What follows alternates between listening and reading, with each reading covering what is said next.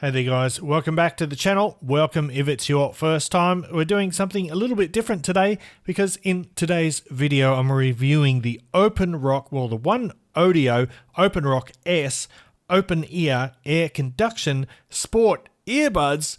Let's get it.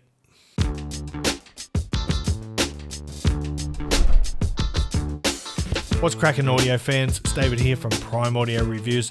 That's the box. Let me tell you some stuff about these earbuds. First of all, the price is $89, and inside we've got some pretty impressive 16.2 millimeter drivers. That's pretty huge. These have Bluetooth 5.3. They are an open style earbud or earphone. That means they don't have bits that dig into your ear. They just sort of sit on the outside of your ears. So let's get the box open. I'll tell you a couple of more things while we do that. Up to 60 hours of battery life. That is, of course, including the charging case. These have an IPX5 rating, water resistance rating, so you don't have to worry about rain or sweating in a heavy workout, etc. So we're about to get our first look at them. It's the documentation, which I shouldn't need.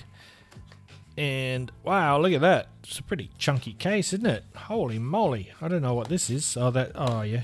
It's just the USB charging cable. That's all that's in the box, but that's all you need. So let's get our first look here. Well, actually, let's check out the case. So USB Type-C port on the back, of course. Looks like we might have an LED battery indicator on the front there. Let's crack it open. Ah, look at that. Yes, nice LED. Take out that plastic. Take off these plastic bits as well. And there you have it. That's what they look like in the case. There's a reset button just in the middle there. Let's take them out now. Just put the case to the side. So that's what they look like. There's a bit of silicone in the middle here. I guess that's just to help with the fit, although it's not really flexible. Probably helps with comfort a little bit while they're on your ears. But yeah, not much to say about those. I'll have to go and do some testing, see how they fit. Most importantly, see how they sound. Hopefully do a microphone test, all that fun stuff. And anyway, I'll be back in a while to let you know how they perform. Alright guys, here I am back again, and I've been spending some time with the One Audio OpenRock S here. Overall, I pretty much like these. I think there's definitely some good points. There are also some not so good points, but we'll get to those. And I'll do a little comparison as well with the Clear Arc 2 in a moment. But first of all, battery life is pretty solid. So you're getting around 19 hours from the earbuds themselves. Let's have a look at them now. And you're getting like up to 60 hours in total, including the charging case. And in terms of comfort, they're pretty good actually. Like they might feel a little awkward for 2 seconds or something, and then after that I forgot they were even there. So they are pretty comfortable. I will say, however, that due to the sort of stiff nature of the hooks there, the fit will be more optimal for some people than it is for others. And what I mean by that is this speaker here, you want that as close to your ear canals as possible, and that's obviously going to vary depending on the shape of your ears. For me, it was not quite spot on, but it was close enough. Now, of course, these do have built-in microphones. I believe there's 4, I don't know if it's 2 per side or 4 per side, but they do have mics and you can make calls with them. I was quite surprised with the quality of the microphones, and I'll give you an example of those now. By 6000 BC, Greater Australia is no more. 1/7 of its land, about 2.5 million square kilometres, has been drowned by the sea. Tasmania, once a southern peninsula, is now an island whose Aborigines have lost all contact with those on the mainland. So not too bad for calls. Of course, this carrying case is a little bit large for a pocket, perfectly acceptable for a bag, of course, and you know, larger pockets maybe, but Now you got touch controls on here, and they are your basic TWS control. So double tap to play or pause music, and to accept or reject calls, and a long press for previous track and next track. And you can also open your phone assistant, voice assistant, with the touch controls. There is no onboard volume control, unfortunately, so you have to reach for your phone to do that. But let's get into the sound now, and in terms of sound, I find these pretty good.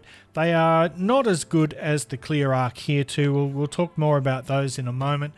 So the bass is present. Like I said, it's going to depend somewhat on the fit that you get and how close that speaker is to your ear canals. The closer the better. But the bass response it's pretty satisfying. It's not awesome or anything, but there is bass there. Definitely more than those kind of bone conduction headphones. They have basically no bass whatsoever, so you do get bass here, and it's nice and speedy. The mid-range is nice and clear, pretty good vocals and instrument sounds. I wouldn't mind a little more density to the sound, but then again, I'm probably thinking more along the terms of in-ear monitors, which are a different kind of beast altogether. But nice clear mid-range, pretty good detail throughout, and overall, pretty satisfying to listen to. Even for pretty good for gaming as well, by the way. So nice low latency on these, so they're suitable for online games.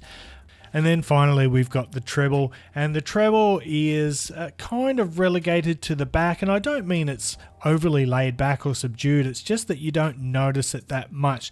But when you do focus on the treble, you'll hear that it's there, it's present. It's pretty good in quality. It's not shouty, it's not sibilant, it's not sharp I should say, and it's not sibilant.